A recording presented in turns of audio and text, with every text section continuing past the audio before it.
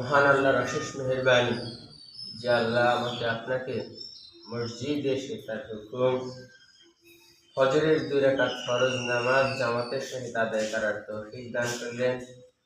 এই জন্য আমরা সবাই শুকরিয়া জ্ঞাপন করে বলি আলহামদুলিল্লাহ। আলহামদুলিল্লাহ। আমাদের আজকের আলোচনার বিষয় সময়। সময়।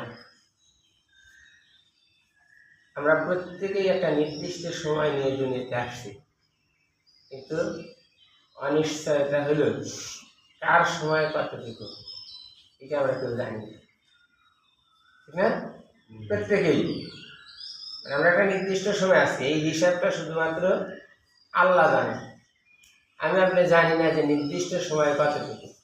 কোনো মানুষ যদি জানতো যে তার ঠিক হায়াত 50 বছর বা 60 বছর, তাহলে ওই মানুষের এত লোভ, এত আকাঙ্ক্ষা, এত কিছুর দরকার হতো না। কারণ সে যাই নাই নিতে আমার 60 বছর পর আর নাই, কিন্তু তার বাঁচার ইচ্ছা, মানে যে সে জানে যে 60, 70, 100 বছরই বাঁচবো, কিন্তু তার আকাঙ্ক্ষার শেষ না, চাহিদার শেষ নাই, সে আরো চায়।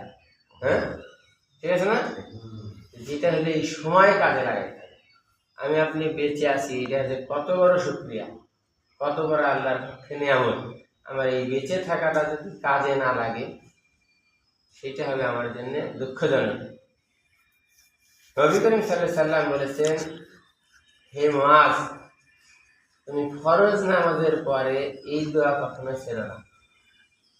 ফরজ নামাজের পরে নবী করিম সাল্লাল্লাহু আলাইহি ওয়াসাল্লাম একটা দোয়া শিখাইছে যে এই দোয়া কখনো ছেড়ে দিও না। দোয়াটা কি? আল্লাহুম্মা আইন্না আলা যিকরিকা ওয়া শুকরিকা ওয়া হুসনি ইবাদাতিক। কত মানে এর চেয়ে ভালো দোয়া হতে পারে না। আল্লাহুম্মা, হে আল্লাহ, আইন্না আলা যিকরিকা, হে আল্লাহ, তুমি আমাকে সাহায্য করো আমি যেন তোমার বেশি বেশি জিকির করতে পারি। আলা শুকরিকা, আমি তোমার কৃতজ্ঞতা প্রকাশ করতে পারি। হুসনে ইবাদাতে, আমি ভালো কাজ করতে পারি।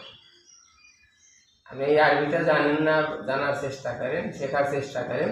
কিন্তু আপনি ফরজ নামাজের পরেও যদি এই দোয়া মনে মনে করেন যে আল্লাহ, আমি যেন তোমার বেশি বেশি জিকির করতে পারি, আমি যেন বেশি বেশি জিকির করতে পারি। এই জিকির করার অর্থ আমি সর্বাবস্থায় তোমাকে স্মরণ করতে পারি, এইটা হলো জিকির।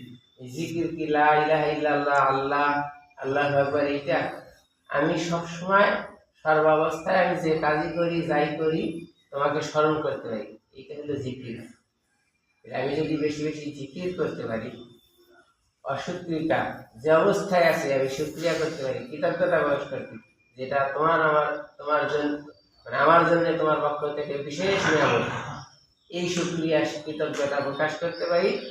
আর পাশাপাশি এই আবেদন করতে পারি, যতদিন আমাকে বেঁচে রাখছো আমি যেন ভালো কাজ করতে পারি। এটার উত্তম।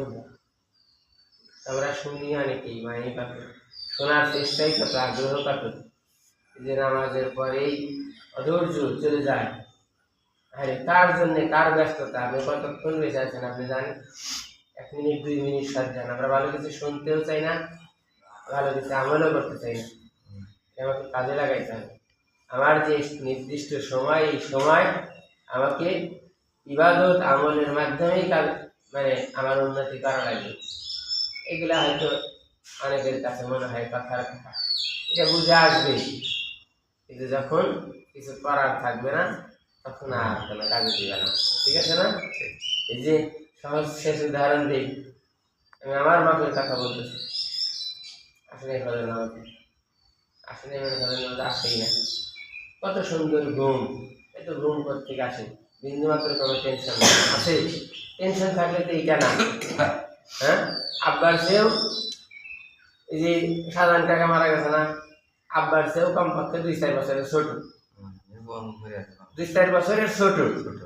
তাহলে এই শাহজাহান চাচা মারা গেছে 1996 সালে, আমার বাবা আলহামদুলিল্লাহ এখনো বেঁচে আছে।